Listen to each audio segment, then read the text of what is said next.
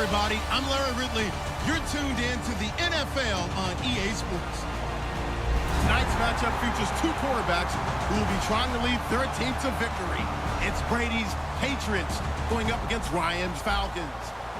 So with that, we'll send you out to the Georgia Dome in Atlanta, home of the Dirty Birds, where we bring in the two men who will call the action, and that's Brandon Godden and Charles Davis. Gentlemen. Larry, we are just off of Centennial Olympic Park Drive at the home of the Falcons since 1992. It's the Georgia Dome here in downtown Atlanta. Straight ahead, we've got a good one on tap here between the New England Patriots and the Atlanta Falcons.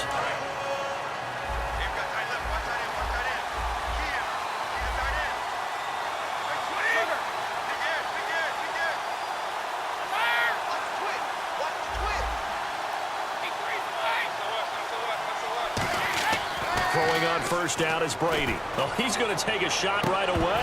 And it drops down incomplete. Thought he might have had it. Instead, second down. Let's discuss this offense now. And Julian Edelman, very good player. Has really developed into a terrific slot receiver. And a lot of times he would be the primary receiver. Still mad coming out of college that he's not a quarterback in the NFL. He takes it out on the opposing defenses. Now a first carry for LeGarrette Blount. And he gets this one just shy of the 40. They'll mark him down at the 39. And LeGarrette Blount just does not go down easy. You know, from my experience as a defensive back, this was a difficult guy to try and tackle because of the force that he runs with, and he's not going to be daunted no matter it's the first quarter or the fourth quarter, Brandon. Well, what shocks me about last year, 18 touchdowns. I mean, the yards were pretty good, 1161. But when I think of New England, I don't think of a running back getting 18 touchdowns. You know, that to me, it was the combo that made the 2016 season for him. Most yards in his career, most touchdowns in his career by far. And he's the type of guy that, hey, you want to give it to me inside the 5? He doesn't believe anyone's going to stop him. The reception good for 7. It's third down. And now it's a 3rd and 4 situation for the offense. And that's the kind of pass that adds up over time, Brandon. You may not have picked up a first down there, but if you keep chipping away at it, eventually big plays may result. Here's Brady to throw. And he'll have his man. That's Edelman. And the broken tackle helps lead to a first down gain. They give him 14 yards that time and a fresh set of downs.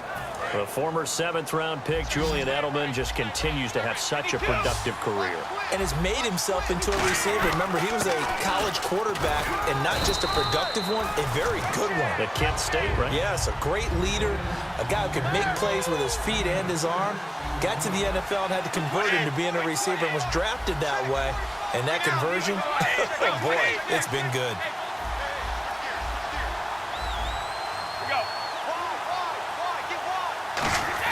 Brady to throw on second down. Left side, that's caught by Mitchell. That throw good for only a couple. It brings up third down. And here we go. We get to see the Falcons again on offense. A crew that last year scored 540 points, tied for 8th most all time. But my question is this. Such a crushing Super Bowl loss in the offseason. Does that set you back big time, or does that fuel and feed you momentum-wise going forward? It should fuel and feed you momentum-wise going forward, partner. That's exactly how it's supposed to react. And that's what you'll see in the Falcons locker room in the entire offseason. They'll talk about finishing, unfinished business, things of that nature. But we have seen where teams have not recovered from it. Remember the Rams? They got to a Super Bowl, got beat by the Patriots, didn't get back there again. The Broncos in 2013, #1 offense, #1 scoring offense. They didn't get back in 2014, but they did in 2015, so you can recover from it. Down to the 25. 2 yards on the carry there. It'll be second down. That's a good play by the guys on the defensive side of the ball. Held him to a gain of 2, and that changes the playbook a little bit now for the guy calling plays. 2nd and 8. Now he's got to probably think about going to the air instead of maybe staying with the ground game. Now Brady throwing on second down. Sideline throw, it's complete. And a nice job there of keeping the toes in bounds. And the pocket's been protected pretty good here so far on the opening drive. We always talk about confidence in runners and catchers and quarterbacks. How about the protection detail? They're not allowing anyone near the guy throwing the football. It's been a pretty long opening drive. This will be play number 11 coming up on third down. Play action. Now it's Brady. Dumps it off to Lewis. And he picks up the first down yardage as he takes this one down to the 15. Well, they've had a great, impressive drive going here, and that pickup ensures the drive continues. And not only do you continue the drive, which is demoralizing for the guys on the defensive side of the ball right now, but you make your own defense happy. They're able to get a little more rest over on the sidelines while this one continues downfield. Brady gives now to Blunt. It's a loss of a yard there, and now second down. But when it comes to the running game, the New England Patriots, they're one of the few teams in the NFL that I don't think care much about balancing things out. Last year, to your point, 5th in passing yardage, number 30 in the run game. What they want to do each and every week is make a game plan based on their opponent, not so much their own personnel, and they try to attack that way.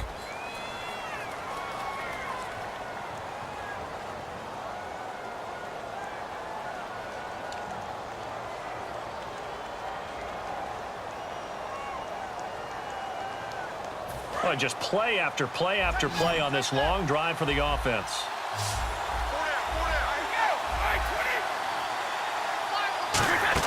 On second down, here's Brady.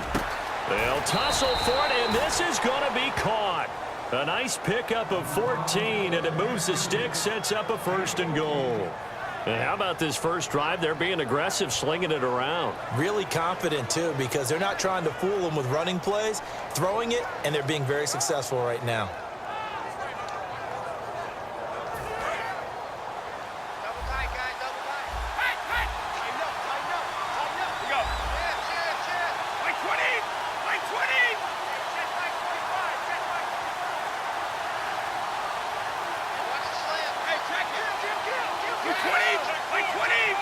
So now it's 1st and goal. They'll go to Blunt, try and pound it in. And he'll go backwards, losing yardage to the 5. A loss of a full 3 yards, and now it's second down.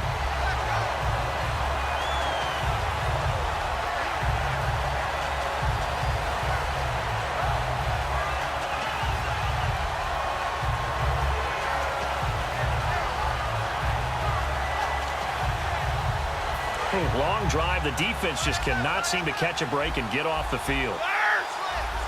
And the D-line pinching together must be expecting the run. Brady going to throw.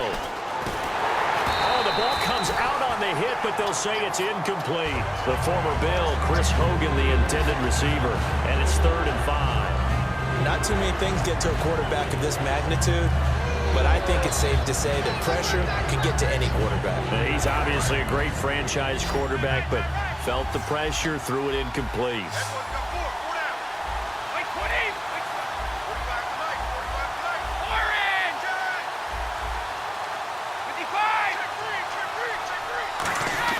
Brady now on 3rd and goal. And this is going to be incomplete. Danny Amendola, that was the intended target, and it's 4th down. Defending an out route is awfully difficult because the best receivers try and sell an inside move before they break to the out, and you have to respect that as a defensive guy because if you let them, when they say cross your face or get across you in the middle of the field, usually you're beaten on a route, and that's an easier throw for the quarterback. So you ordinarily take a step over to make sure you seal that off. In this case, he was able to not only do that, but react back to the sideline and bat the ball down. That'll be taken in the end zone. And he's able to get it across the 20, but not by much, as he's marked down at the 21-yard line.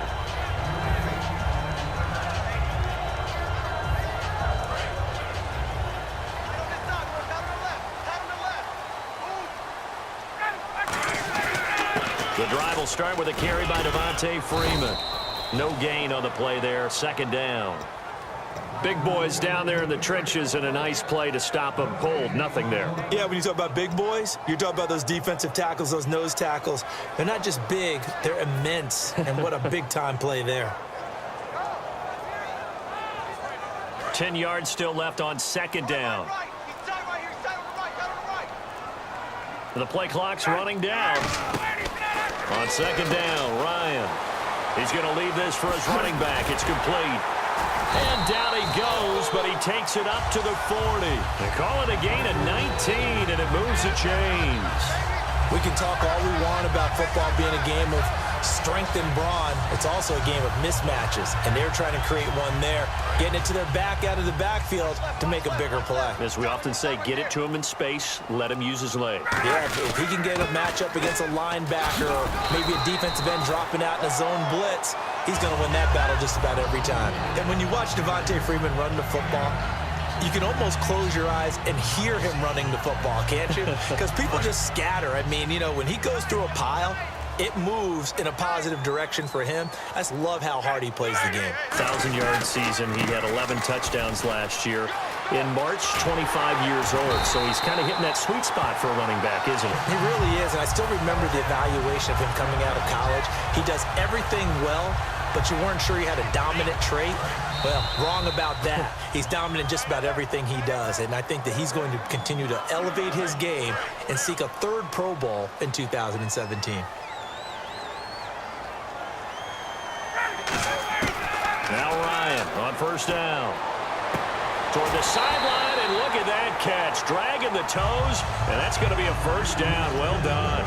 And Brandon, I think Mohamed Sanu had a nice career while he was in Cincinnati, but he really elevated 2016 in Atlanta. The most catches for himself in a single season. 59 of them, 4 touchdowns. Really a nice compliment to Julio Jones, and he was a nice compliment in Cincinnati. I don't want to say he's not a number 1 receiver, but he plays that number 2 slot well, doesn't he? He does, and I think it's because of his versatility. He can play in the slot. He can play out wide. They can use him as a wildcat quarterback. He has thrown passes in the NFL.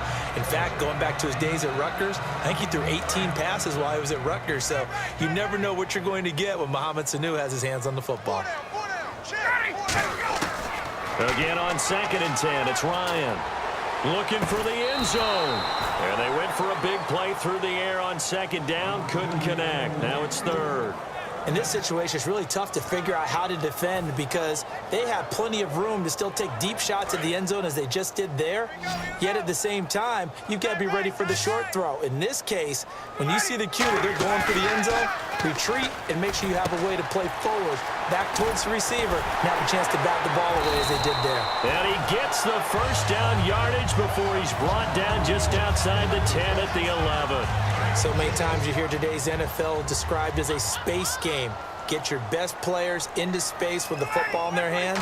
That's why sometimes you just swing it out to your runner, get him out in the flat, and let him have a chance to make people miss an open field. 7 yards on the pickup there, and it'll leave him with a 2nd and 3. This drive is turning into an extended one, and the guy carrying the ball, he's becoming more like a body blows guy. Every carry is putting some damage on the defense. So after a while, I'm not too sure how many guys are going to want to run up and tackle him. Surveying the field. And incomplete there. A nice hit. Jars the ball free and brings up 3rd down. So much of this game is focus and concentration. And whenever I see guys running the in route, I know that in the back of their mind, they're always wondering who's lurking inside that might put a big hit on them as they try and catch the ball.